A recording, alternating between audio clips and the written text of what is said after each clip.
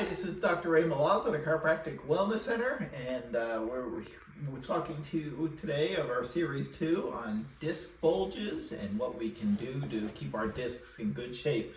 On your last video, we talked about how we can decompress that spine with our spinal decontraction table.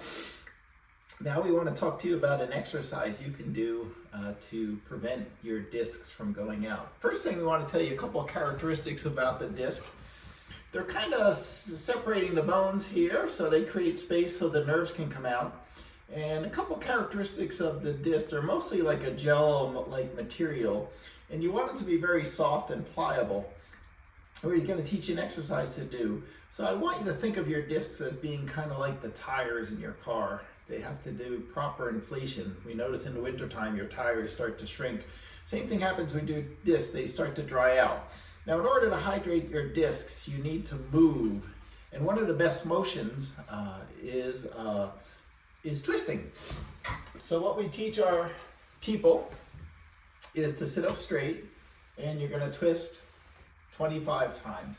Just think of that as wringing out a sponge, and then the sponge can absorb its nutrients from the outside. One thing we should let you know is that your discs don't get a blood supply after you become an adult, so they rely on your motion. So if you're sitting for 12, 14 hours a day, your discs are going to kind of dry out. And if the disc dries out, it's kind of like an underinflated tire. The threads don't work as well, so you can have more disc bulges and herniations.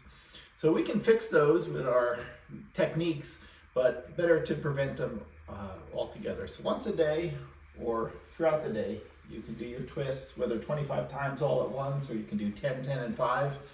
And on the next video, we'll be talking to you about another technique we use to hydrate your discs. This is Dr. Ray Malazzo from Wyckoff, New Jersey. Snowy here in the winter, and we'll see you next time for more disc bulge talk.